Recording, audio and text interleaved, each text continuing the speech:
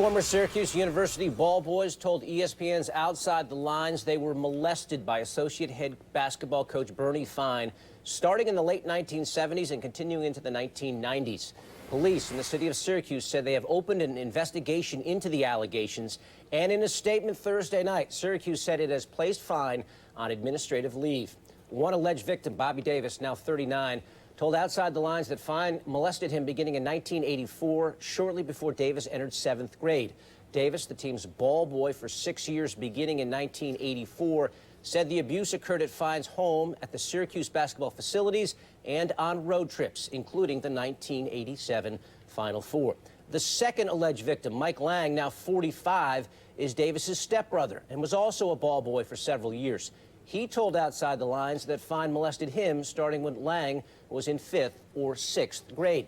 Davis said Syracuse head coach Jim Boeheim saw him in Fine's hotel room on several of those road trips, but Davis said he never told Boeheim about the alleged abuse. In a statement, Syracuse said it investigated allegations against Fine in 2005, but Fine and those identified by the alleged victim as supporting witnesses all denied the allegations. Now, this is what Jim Boeheim told ESPN late Thursday. I know this kid, but I never saw him in any rooms or anything. It is a bunch of 1,000 lies that he has told. You don't think it is a little funny that his relative is coming forward? He supplied 4 names to the university that would corroborate his story. None of them did. There is only one side to this story. He is lying. Fine, now in his 36th season as an assistant to Boeheim, he owns the longest active streak of consecutive seasons at one school in Division I men's basketball. He was promoted to associate head coach in 2000 and was briefly the interim head coach in 2001-2002 while Boeheim recovered from surgery. Now, we want to warn viewers that the content involved is of a graphic nature, and we bring in Mark Schwartz, who broke this story. Mark, what more can you tell us at this hour?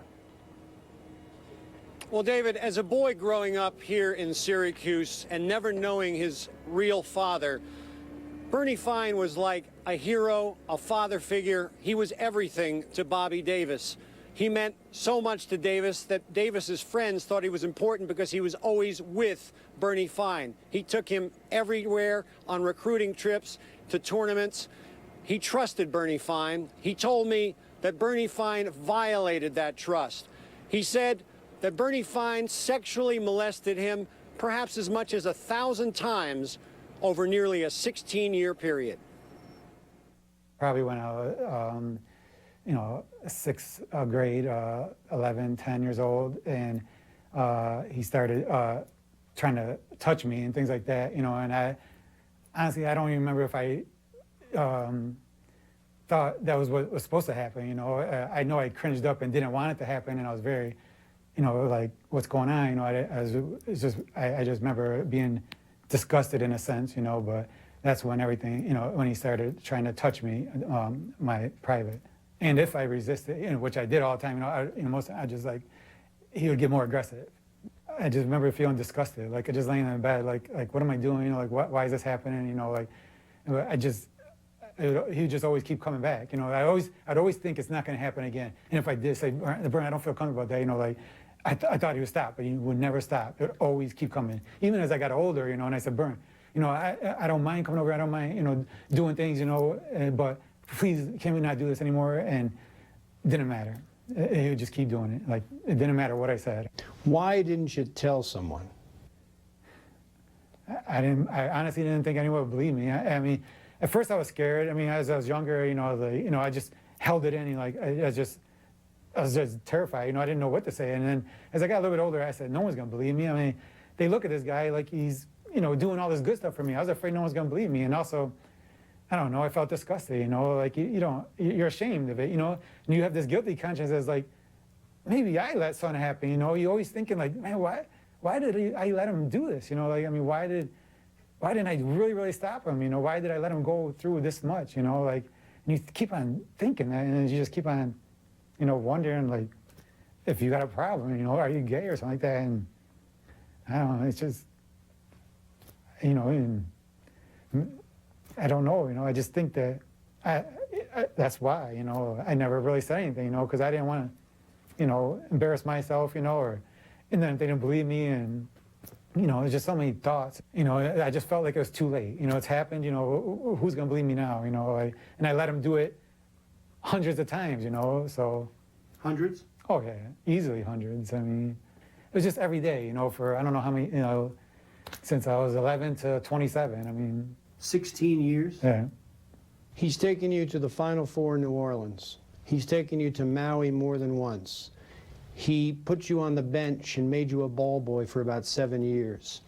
He took away your innocence. Would you give up all the things he did for you if you could get back your innocence? Yes. In a second.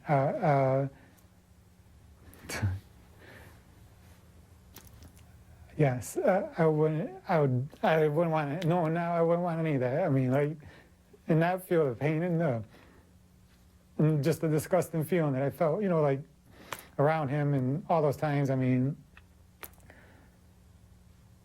yeah. I mean, there's no question. I mean, now knowing what I know now, I mean, I wouldn't even think twice. You know, I don't want nothing to do with that if I didn't have to go through what I did. You know, like what he did to me. About 8 years ago, Bobby Davis took these allegations to the Syracuse Police Department and was told that the statute of limitations on these allegations was up. So in the summer of that year, he contacted ESPN. We interviewed him extensively. We found no one else to corroborate his story, and we did not air it in 2003. However, we do have corroboration of the story now from another alleged victim, 45-year-old Mike Lang, who also knew Bernie Fine for years, also a ball boy for Syracuse University, the stepbrother of Bobby Davis. I asked him how many times Bernie Fine touched his private parts. I can't, probably 15, 20 times. When you tell him that, you know, first when he first did it, he'd move away and you wouldn't say anything because you know, you didn't feel like you were capable of saying anything, you know. He's a god to you, you know, or he can do whatever he wants, but not with me. I didn't feel right about it, and I told him that, Bernie, please don't do that to me. And then, you know, he'd do it again and again, and just made you feel odd. What do you know about what your brother had? Man, you know, Bobby can tell you what he wants to tell you. You know, I mean, I know he had a lot worse, and that just makes me want to cry. When Bobby first came to you about this, Mike, what were you thinking? I kind of knew it, but I didn't know that it happened to Bobby, but I knew that Bernie could be this way. And it just made me sad, and I just ignored it. I said, no, I'm not going to talk about it. This was like 8 years ago. And I said, I don't want to talk about it no more. I don't want to deal with it. I don't, you know. But after I see this come out with Penn State, now what's going on in this world with everybody else? This happened to my brother here in Syracuse. This happened in Penn State. Where else is it going on? It needs to be stopped, and that's why I came here. Last night, both alleged victims, Bobby Davis and Mike Lang, did extensive interviews with the Syracuse Police Department, which has opened up an investigation about these allegations against Bernie Fine.